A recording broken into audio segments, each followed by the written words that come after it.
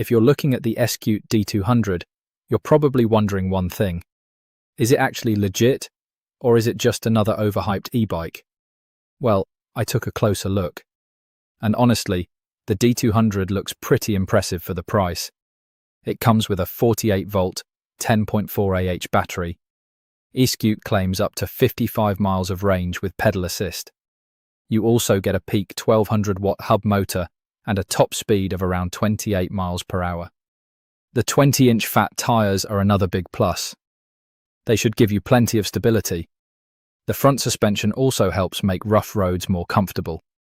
But there is a catch. The bike weighs about 70.5 pounds. So calling it portable is fair. Calling it lightweight would be a stretch. Now, let's talk assembly. The D200 arrives mostly put together, but you still need to install a few parts. First, secure the handle post. Then, install the handlebars. Next comes the front light and fender. After that, install the front wheel. Make sure the brake rotor sits correctly inside the caliper. Then install the seat. Finally, attach the pedals. Pay attention here. The left pedal tightens in the opposite direction from the right one.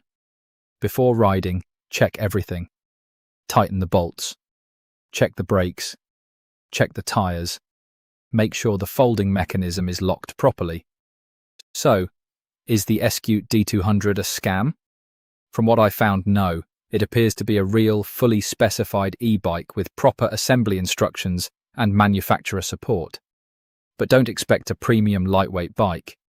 For commuting, errands and casual riding, the D200 looks like a solid value option. Just remember to do those final safety checks before your first ride.